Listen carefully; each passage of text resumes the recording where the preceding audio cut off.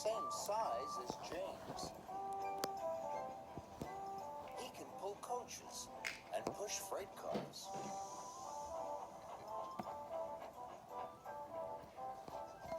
And he often works as a back engine. But Edward is old and not as strong as the other engines. So sometimes Edward feels left out. The Duke and Duchess of Boxford came to visit their new summer house. They came on their own private engine called Spencer. Big and silver and very fast.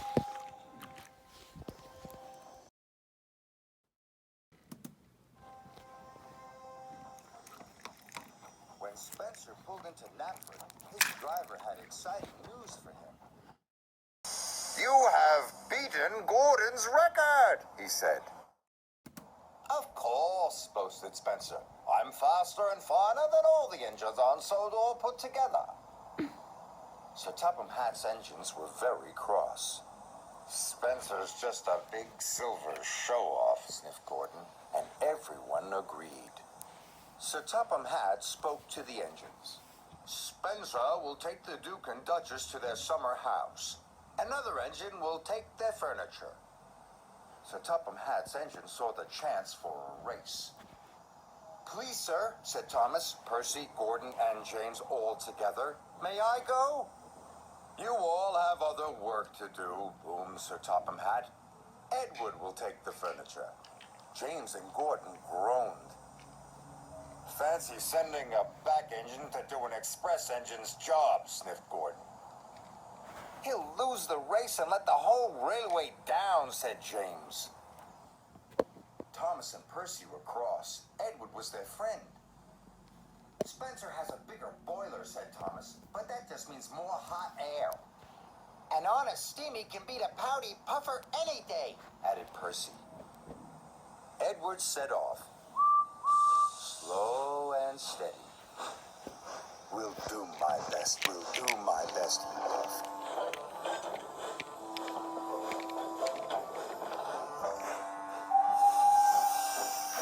Spencer set off and quickly passed Edward. "I've won already," he boasted. And with a whoosh, he was gone.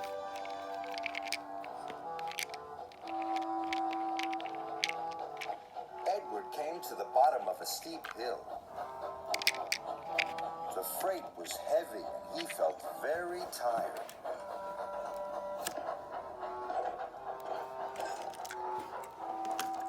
He huffed and he puffed and was soon at the top. He could see Spencer in the distance and chased him at once. Edward raced down the hill. Spencer stopped at Wellsworth Station. The Duke and Duchess wanted to buy some tea and cakes from the refreshment lady. Edward teetered into view. "Hurry, old boy," laughed Spencer. "Can't have you finishing too far behind me."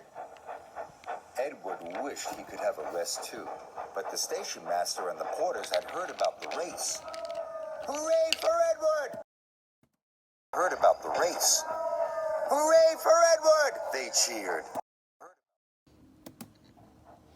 Edward picked up steam and proudly puffed past Spencer. But then the Duke and Duchess finished their tea, and Spencer was more than a fly.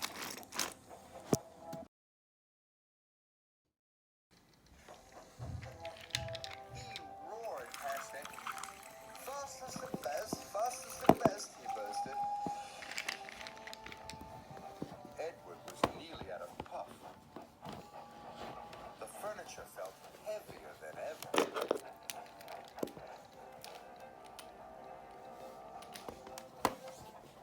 Up ahead, Spencer had to stop.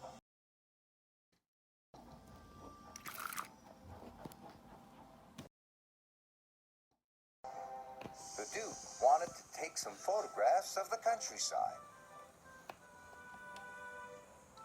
The Duke set up his camera. Spencer closed his eyes. Nothing to worry about, he said lazily.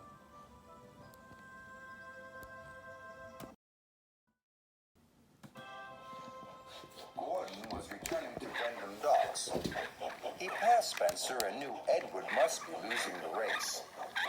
Edward is always so stupid. But when Gordon passed Edward and saw how hard he was trying, he felt bad about what he had said. Well done, Edward, he called. You are a credit to the railway.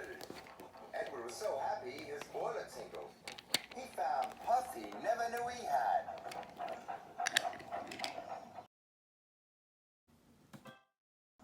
The Duke and Duchess had finished taking photographs and were back on board.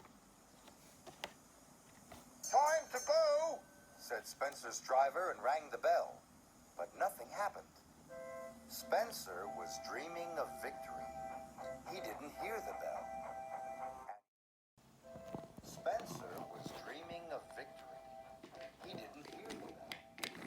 And he didn't hear Edward puffing past him. Spencer's driver rang the bell again.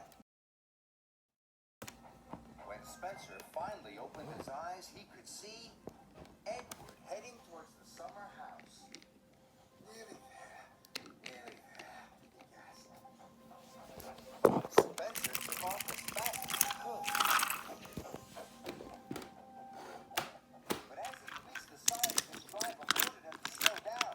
These are old tracks and you are a very heavy engine, he said. You must go slowly. Spencer had no choice. He had to slow down. Trucking slowly down the siding. With every click and every clack, he knew he had lost the race. Edward puffed toward the summer house. I've won, he gasped. I did it! Edward felt like a really useful engine. Hooray! I've won! He cheered loudly. Edward felt like the pride of the Sodor Railway, and he was right.